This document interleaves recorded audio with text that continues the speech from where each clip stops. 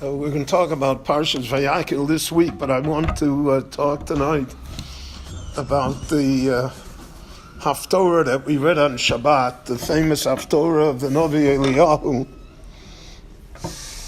and his encounter with the Nevi'ei Abal.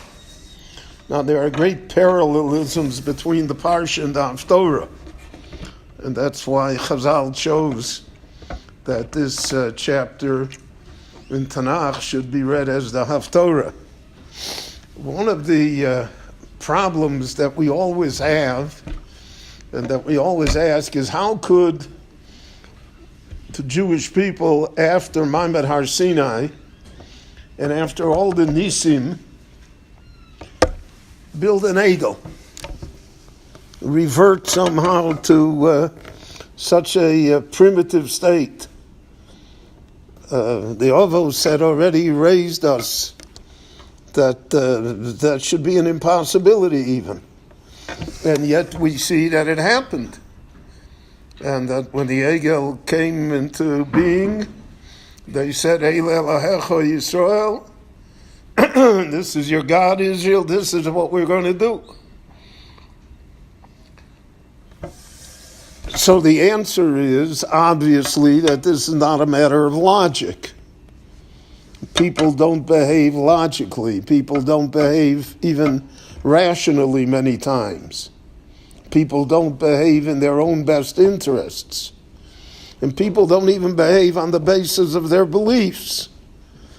They know what's right, but they do something else anyway. So therefore, they resorted to the Egel as being their God that took us out of Egypt and everything, and we're going to be loyal to it, etc. Well, you see the same comparison here in the story of Eliyahu and the Nevi'ei Abal. Now, Eliyahu will say, Nisharti ani levadi novi l'Hashem. I'm the only one left. Because Zevel killed out all of the Nevi'ei Emes. So he's the only one that's left. And then he also says, Shivas halofim birkayim asher lo koru labal v'lo noshku also. In the whole Klal Yisrael, he said, I only found 7,000 Jews that didn't bow down to Baal and didn't kiss it. How could that be? There's a Beit HaMikdash in Yerushalayim. There's a Kohen Gadol. There are Nevi'im. So he could only find 7,000 people? That doesn't even pass the Chasima for the Knesset. How could that be? And then, so Eliyahu performs a nes, begoli. He brings Eish min hashamayim, Aneini Hashem Aneini. And the fire comes down after the Nevi'ei Abal are unable to do anything. And there are 450 Nevi'ei Abal. I mean, that's the media. They're the publicists. They're the ones that push it. And the people see that it's all sheker. It doesn't work. Nothing. And Eliyahu stands and he says, we're going to perform the miracle. And the Eish descends from heaven, the fire descends from heaven, and the people stand up and say, Hashem hu Elokim, Hashem hu Elokim. Mamish Nila Yom Kippur. And that's the end of the Haftorah. But if you look in the Sefer Malachim, afterwards, they all went back to worship the Baal. And Eliyahu has to run for his life again. So how did that happen?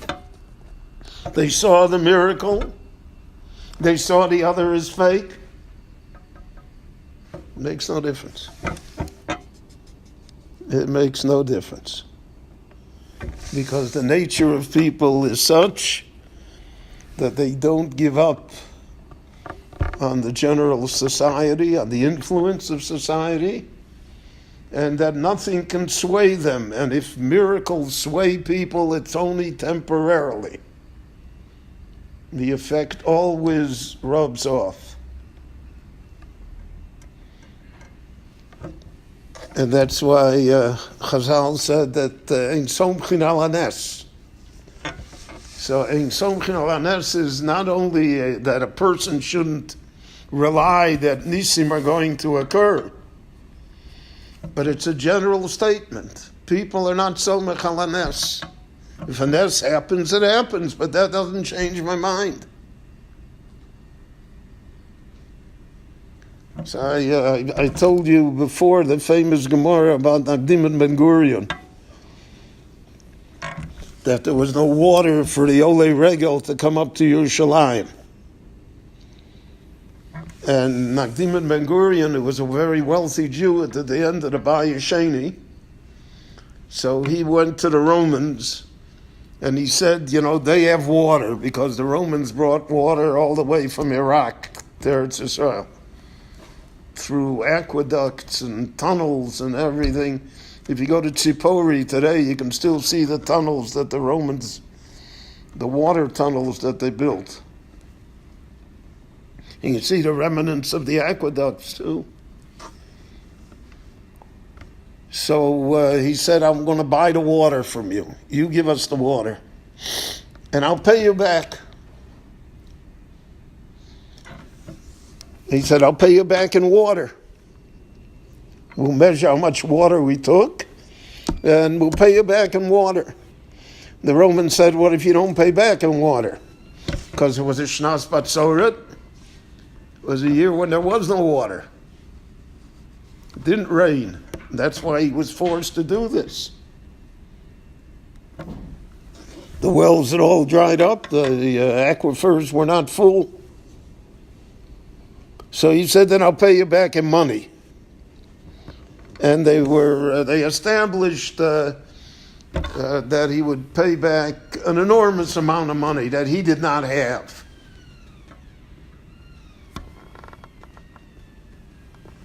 Okay, so the Romans supplied the water. And it happened that because of that, the Jews went up to Yerushalayim. They were Olei Regel. And Nagdim and Ben Gurion was very happy that he had this great mitzvah on his resume, that he provided the water, and because of the water, there was an aliyah l'regel for Yerushalayim. Everybody came to the Beit HaMikdash. Wonderful. So the Gemara says, Gemara in Tiny Gemara says that came the day to pay back. It hadn't rained. There was no natural water. So the Roman sent him a message in the morning, get your money ready. When can I send someone to pick up the check? So Nagdim and Ben Gurion answered him, Yahud yesh li shehus bayom. We still have time. It's only in the morning. We agreed the whole day. So it came mincha time, mincha gdola time, so he started again, the Roman. He said, And so Nagdim and Ben Gurion answered him, I still have time, it could be. So legally, all of us are Roman. The Roman mocked him. He said, for months it didn't rain. Well, and now in a few hours it's going to rain and fill up all the wells and the aqueducts and it's ridiculous. So the Roman went into the bathhouse, the Gemara said. He went to his place, and Nagdim and Ben Gurion ran into the Beis HaMikdash. And he prayed to God. He said, that you know, lo lechvodi yotzisi, v'lo lechvod beis Abba. I didn't do this for any ulterior motive. I did it l'shem shamayim, that Jews should come up to Yerushalayim. And it said, miyad, all of a sudden it got cloudy outside, and then there was a tremendous cloudburst of rain, enormous amount of rain in a short period of time. And the rain was so great that it filled up all of the wells and all of the Roman aqueducts, and it was water all over. And there was extra rain water because the water ran in the gutters in the streets and collected. So Nagdim Ben-Gurion sent to the Roman, you owe me change. I gave you back more water than I took. So the Roman answered him, Yodeya ani shelo hirish HaKadosh Baruch Hu es olomo ela bishvilcha. I know that God turned the whole world upside down because of you. This is a miracle. It couldn't have happened. And it's only because of you. But the Roman said, you owe me the money anyway because it's after Shkia. It rained too late. So the Gemara says that he ran back in the Beis HaMikdash and he shouted, Harei sheyesh l'cho ahuvim bo lamecha. Show them that, that there's, you love people. How could you let it go like that? And miyad nispazru of him, the clouds separated. I could see that a sliver of the sun was still visible, and he didn't have to pay back anything. But the Gemara takes for granted that he can say, people can say, Yodei ani shelo hirish HaKadosh Baruch Hu es olomo ela bishvilcha. They can say, Hashem hu Elokim, Hashem hu Elokim. We see the nest. We were by Mamad Har Sinai. Everything can be. But it's got nothing to do with me. I'm not going to change my mind. You still owe me the money.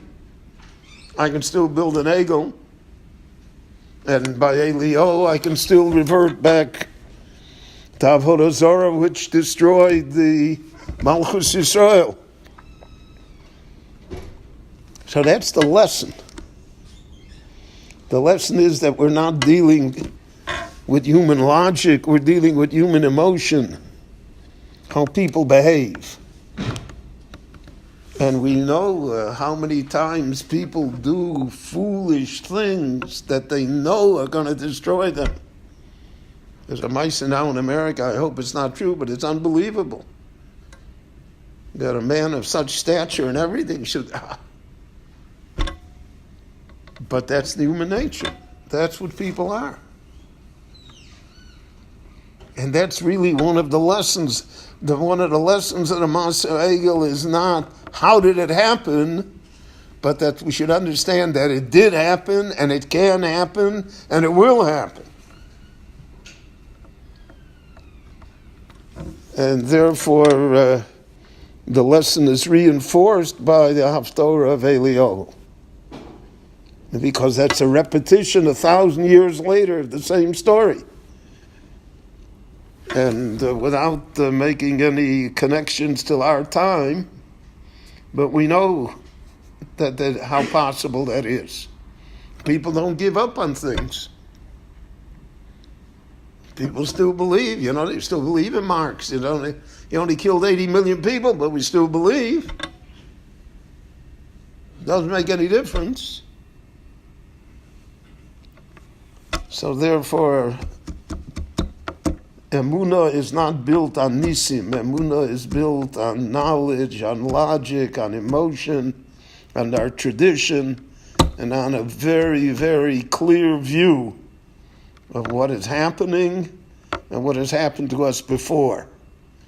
And if we have that view, then we're less likely to make the mistake again. Rabbi Chananya ben Akash, Omer Rotz HaKadosh Baruch Hu L'Zakas Yisrael, L'fichach Hirva Lahem Torah Mitzvah Shenemar, Adonai Chafetz L'man Tzidko Yagdil Torah V'Yadir.